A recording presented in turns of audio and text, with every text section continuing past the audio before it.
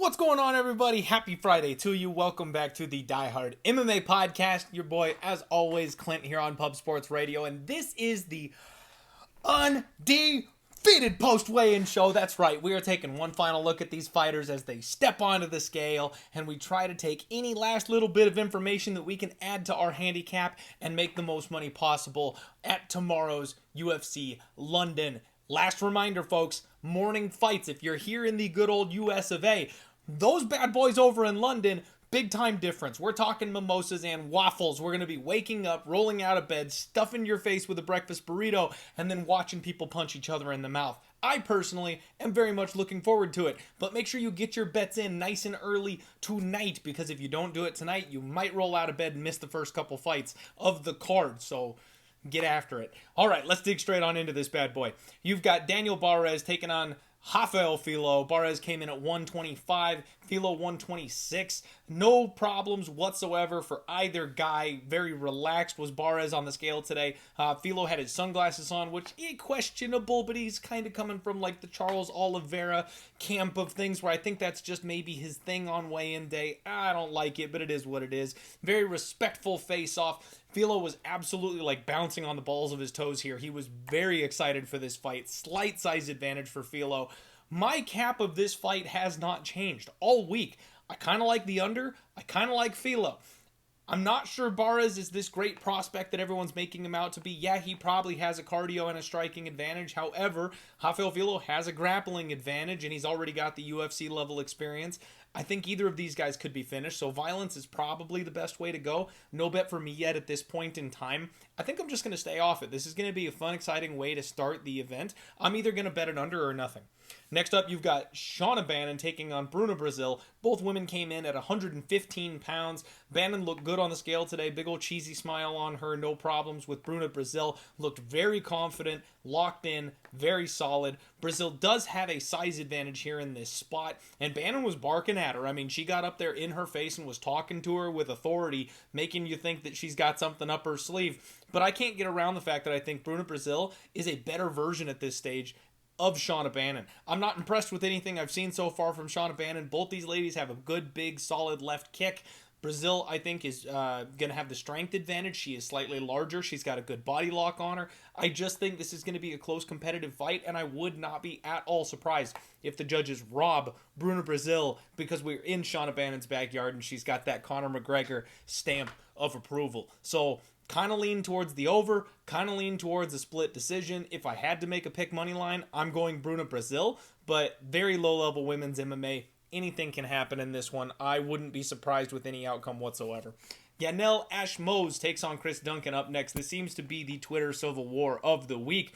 155 for Yanel Ashmoz, 156 for Chris Duncan. My guy Yanel absolutely freaking jacked. He's a tank, this man. He's up there, blank stare, no problems on the scales for him. His opponent, Chris Duncan, looks solid on the scales as well. Can't poke any holes in him, unfortunately. Was kind of hoping maybe he'd have a bad weight cut for the sake of my bet, but no such luck. This was a good, solid face-off. Duncan does have a slight size advantage here. I think he's about 1 inch taller. It's not anything drastic for the people who thought he was going to tower over Yanel Ashmoz. He's a little bit bigger, not very much. But Yanel is far thicker than Chris Duncan is. So it's one of those things where, like, yes, you're taller. Yes, maybe you have a slight reach advantage, but it's nothing crazy, and your opponent is much more jacked than you are. Kind of balances out, right? I'm on Yanel Ashmoz. Read this one completely wrong. I saw plus 105 earlier in the week, and I jumped on it as soon as I saw it because I thought it was going to go the other way. And all the love has come in on Chris Duncan. I know Yanel Ashmoz may look like kind of the public underdog of the week because of his highlight reel KO and his UFC entrance. But I don't think that matters. Like, sometimes square is right. Like, sometimes sharp is wrong. And I think this is one of those circumstances where Chris Duncan is just not what he's cracked up to be. I know he's training at a good camp. He's chinny. He walks face first into punches. And then he panic wrestles when he gets tagged. And Yanel Ashmoz is going to tag him. And you know what Yanel Ashmoz is really good at? Wrestling. So I think he's going to be able to keep this fight on the feet where it works for him. Duncan absolutely has power. He could chin this guy. Yanel Ashmoz could get his first KO loss this week because Duncan punches hard, but I think it's far more likely that Yanel takes a better punch than Duncan does. And Duncan is the one who's staring up at the lights at the end of this thing. Give me the dog. It's my biggest bet of the week, and I'm tempted to add more because now the line has gotten better. Kianzad taking on Vieira. 136 for Kianzad, 135 for Vieira. And what we've got is a fantastic matchup of really intense women here. One-arm flex for both ladies on the scale. No issues making weight. And when they face off, they went nose-to-nose in a hurry. Ketlin does have a slight size advantage here, but these two were staring each other down, and neither of them wanted to break eye contact. This is going to be a battle, folks. I do think Vieira is maybe the slightly more technical fighter, maybe just barely. That size advantage probably does benefit her somewhat, especially because both these women tend to spend a long time in the clinch. But what we have is a very close line here. Vieira minus 145, Kianzad is plus 125. I lean dog or pass because of how close this thing is going to be. But honestly, maybe betting an over, or like I said before, this could be a split decision spot. There's going to be lots of clinching. There's going to be lots of back and forth. I think both of them will land solid shots, but neither of them will be able to take the other down or hurt the other significantly. So we're probably going to end up in a very close fight. Split decision written all over it. If you're giving me plus 350, plus 400 on a split decision prop where it's women's MMA, high pace, high volume, lots of clinching, that's probably going to happen. So I don't mind the split prop. And Kianzad by split, I think, is like 11-1 or something like that. I may have a little sprinkle on that because at 11-1, I think that's very, very good odds for something that, quite frankly, is more likely than those odds suggest. Next up, Brian Barberena taking on Mahmoud Muradov in one of the weirdest fights on the entire card. Barb came in at 185. He usually fights at 170. He originally fought at 155. Very weird. He's moving up in the old stages of his career here. Mahmoud Muradov made 186. No problems. Same old Barb. He's got his painted nails up there. I love that. He has his kids paint his nails and stuff before all of his weigh-ins. Mahmoud, though, blank stare. Barely smiled. Maybe a rough weight cut for him. Like he had that long far off gaze thing going on where you can't quite tell what he's looking at, and he smiled, but it's like when I tell my 7-year-old daughter to smile for a picture after the 20th photo I've taken. She's just like, it's not a real smile. I think he had maybe a bit of a tough weight cut. Obviously, size advantage here goes to Mahmoud Muradov. He's not a small man at 185, and Barb is coming up a weight class. This was a good, respectful face-off. It's weird they did this one first. They did this one at the very beginning because of personal matters. I guess Brian Barberena needed to leave or something, so they faced them off before everybody else, even though it's the fifth card on fight on the card. I don't know what to make of any of this. This is all very, very strange. It almost feels like Brian Barberena is on a family vacation and collecting a check while he's out there because he knows he's going to get his ass beat by Mahmoud Muradov. No idea what's going on. I've said it all week. Muradov is probably a parlay piece. I don't mind him here. He should win this fight no matter what. He's probably going to flex those grappling chops and take Barberena down. We all know Barb cannot stop a takedown to save his life. This is probably going to be a one-sided mauling affair. I hate to say it that way, but it's just such a weird setup for this guy to be coming up another weight class and taking on a guy who needs a get right spot, who's way larger than him and hits harder. It's got to be Mahmoud Muradov. It really has to be. I'm not sure how you can argue much for Brian Barberena in this spot outside of Mahmoud just essentially death gassing and having nothing left on the feet deep in this fight. So very weird spot. Really, really weird. I'll say Mahmoud Muradov probably highlight reel KOs him. Wouldn't be shocked if he goes for a sub, but I'm not sure he's slick enough on the ground to actually finish Barb that way. He probably needs to pound him out or maybe even has kind of a boring grapple-heavy decision. We'll see what happens. Mick Parkin's up next, taking on Jamal Pogues. Parkins came in at 264, looking good. Classic heavyweight, no big issues here. Jamal Pogues came in at 266. Literally tipping the scales at heavyweight for the UFC's division. Not 265, 266. And you know what that means? That means this boy woke up and cut weight. That means bro had to work to get his body to 266. Nobody wakes up and rolls over on point for the extra pound, especially in the heavyweight division. Buddy needed to cut to hit 266. And normally you'd be like, oh, well, that's an advantage, right? At heavyweight, he's so much bigger. Think of Romanov. Look how strong that guy. Guys, Jamal Pogues fought as low as 185 before. I believe he fought at 185 before he went to 205. The majority of his career, I believe, was at 205. And then he fought on Contender Series at heavyweight because he put on all this extra weight. Very athletic. I'll give him credit for his jab, but he looked like crap today on the scales. He had so much extra weight hanging on him, 15 pounds, and the look on his face. If you just go back and you find the photo of his previous weigh-in versus this one, The face tells the whole story.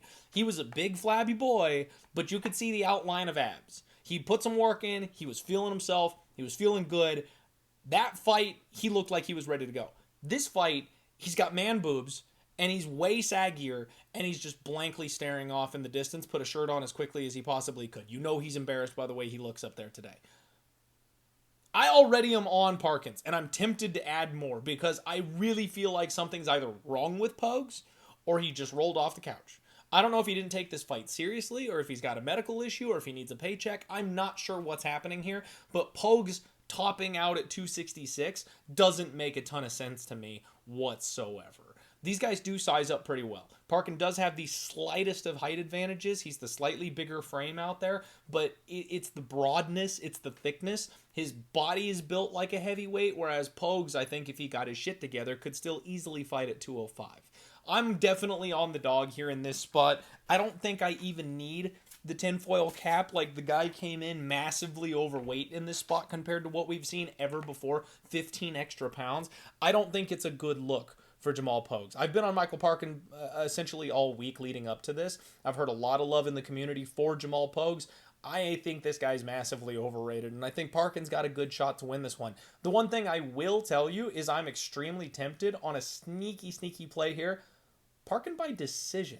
Like, this is the guy's UFC debut, right? Like, yes, I think he's better than Jamal Pogues. I think he's bigger than Jamal Pogues. I think he's stronger. Pogues relies on wrestling and a jab. Well, I think the wrestling is going to be a problem against Michael Parkin. That's what he does best. So if these guys get into a classic low-level, sloppy, cage clinching, lots of pushing, takedowns, Parkin gets on top of him. Like, as long as Pogues doesn't phone it in. Like I said, if something's really wrong with him, or he's just showing up for a paycheck, then Parkin probably finishes him.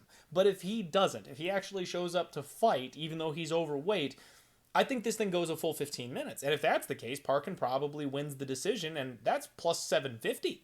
I like that. I'm going to probably add to that. I'm probably going to sprinkle Parkin by decision plus 750 because I think that's a solid opportunity for an outcome here at a nice big sexy number.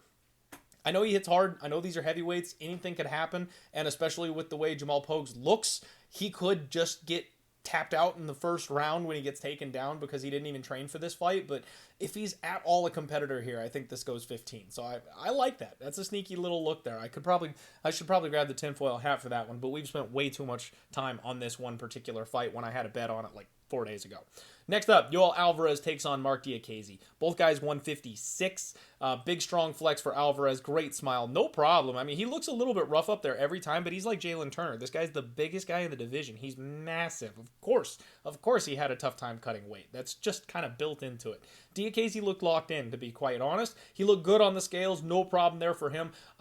Big height advantage for Alvarez. We knew he was going to be the bigger man. Diakiese's kind of a big, strong bully in this weight class as is, and he was dwarfed by Yoel Alvarez. It was interesting to me, though. The crowd actually popped bigger for Alvarez than they did for Mark. Like, Diakiese's fighting in his own backyard, and the crowd at the weigh-ins cheered louder for Yoel Alvarez. I thought that was really funny.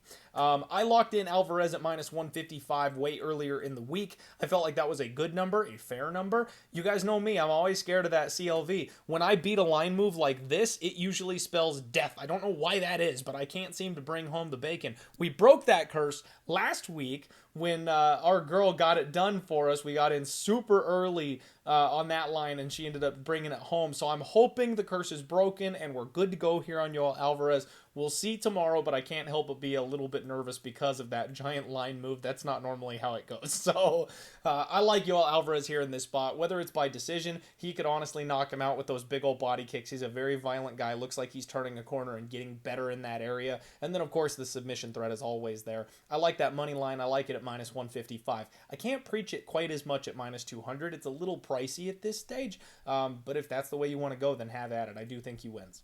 Johnny Parsons taking on Danny Roberts up next. 171 for both men. Now, Parsons needed the box of shame to get there, which is interesting to me. Had a tough time cutting. He missed it initially, 172. Had an hour to go ahead and come back and try again. Made 171, so it definitely took some out of him. And his opponent here, Danny Roberts, gave a solid flex. Business as usual for this guy. Not a problem whatsoever.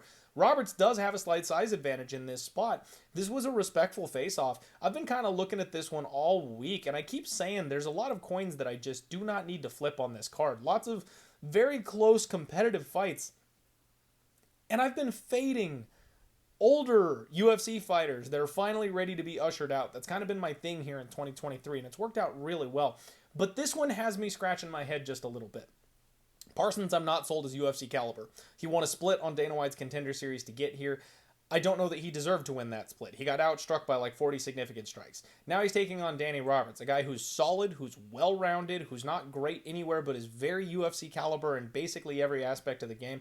Yes, his durability is starting to get chipped away just a little bit, but the only thing I'm worried about is Parsons head kicking him. If his durability fails, Danny Roberts loses this fight. However, I think he's the better fighter essentially everywhere. I think he's the better grappler. I think he's bigger. He's strong. I don't think he's bigger. I know he's bigger. He's stronger. He's the better, more technical striker. Like, I kind of think I have to bet hot chocolate. I don't like it. I don't want to. But looking at this, I'm like, he absolutely should be a larger favorite. And especially with his opponent having struggled with the weight cut, being the smaller man coming in here, I think I have to bet Danny Roberts. I might have to.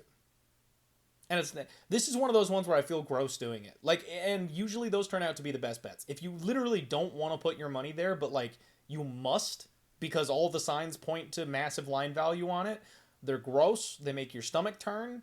Usually they cash. I'm probably going to end up at the window with Danny Roberts tomorrow, and that's just going to make me sick.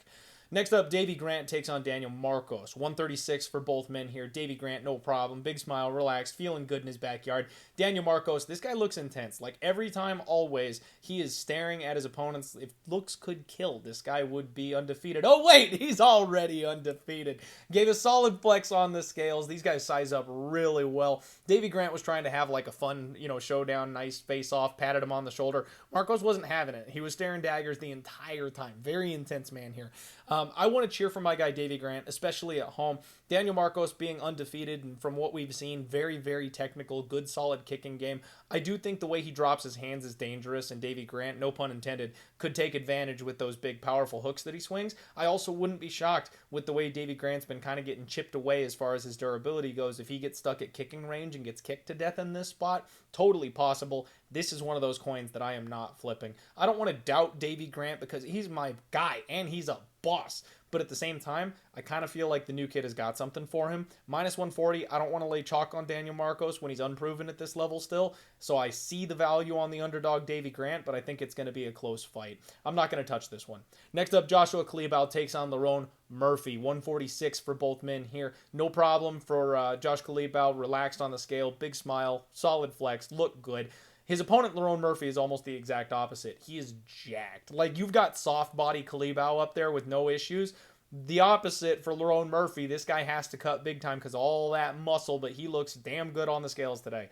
These two size up really, really well. This was an intense face-off. Obviously, Murphy's got the muscle advantage here. The speed and the cardio is probably going to go to Culibao. Murphy's got the wrestling upside. I don't know what to make of this fight. The shine has kind of come off Lerone Murphy a little bit. Joshua Culibao is in every single fight he's ever been in. He's always the dog, and he's won several of them and been extremely competitive in the ones that he's lost. I don't think you can be wrong taking Joshua Culibao at plus odds anymore. You just simply can't. I don't know that either of these guys is capable of being finished either. This is another spot where I'm kind of expecting a decision. Probably Lerone Murphy decision with the grappling upside. He'll be able to land some key takedowns that'll win the fight for him. But again, I don't want to flip this coin. I don't want to doubt a guy like Joshua Culibao. I'm going to enjoy this fight. We're going to watch it closely, maybe take some notes. I think I'm going to pick Lerone Murphy? Question mark? Probably pick Murphy, but I don't want to lay that chalk on him again. Next up, Jai Herbert takes on Farès Ziam. This is a long card, folks. 155 for both guys here. Jai Herbert looked miserable on the scales. He always does. He's a big dude, tough weight cut. His opponent, Farès Ziam, is taller than he is and looked fine on the scales today. Threw his one hand up, no issues. He looked relaxed. He's a whole lot younger, though. I think that has something to do with it. Ziam, like I said, slight size advantage, which I thought was interesting because that's kind of always Jai Herbert's thing, is he's taller and he's longer than his opponent here. But not this time. Both guys were smiling. This was a respectful face-off. This line has gotten, I think, out of control. Farès Ziam is minus 170. Now, I get it. Like, none of us like Jai Herbert. His striking is just okay. He fights close with his opponents. He hits decently hard, but that chin is a definite concern. I could see Ziam being as tall and as long as he is, maybe finding the chin easier and cracking him that way. I don't know that he's a power puncher that way, though, so I'm not sold that he can crack the chin of Jai Herbert. I think this fight is another one close, competitive, and the hometown guy, Jai Herbert, is going to get the crowd behind him. You never know if he robs this fight via split decision or something like that. Another one I just don't like. The wider this line gets, the more tempted I am on Jai Herbert. But at the same time, I don't know that I want to take a value stab on a guy that can just get chinned at literally any point in time in the fight. I've lost money when Jai Herbert got knocked out before. Let me tell you, it's not fun. I guess I'll pick Ziam. I guess I'll side with the favorite. It feels kind of gross, though. I feel like Jai Herbert's very live in that spot. Paul Craig takes on André Muniz. This is the one. Paul Craig, 186. He was skinny as death up there today. Absolutely shredded. Not an ounce of fat on that body, but he was very intense as always. And got a solid flex out of Muniz. He's jacked at this weight class. No problems for him. He's not a little guy either. And Paul Craig, classic Paul Craig face-offs. He's got the war paint on. He's coming in for an intense stare down. He goes nose to nose with his opponent. Rips his shirt off. You love it. Absolute entertainment from the Bear Jew this morning. Slight height advantage here for Paul Craig. We got a fight on our hands. Like, I was looking at this going, you know what? I think Muniz is the rightful favorite. You know what? Parlay Muniz. I like Muniz by knockout probably. It looks like the weigh-in for Paul Craig went fine. And in fact, now that he's got some time to rehydrate, he's bigger and he looks like he's got all of his energy. He's not lagging at all. We got a fight on our hands. I kind of like the under 1.5. I do think we're going to see violence in this spot. Maybe Paul Craig can just bully someone like Muniz and his gas tank becomes an issue again at some point because of that size and strength differential.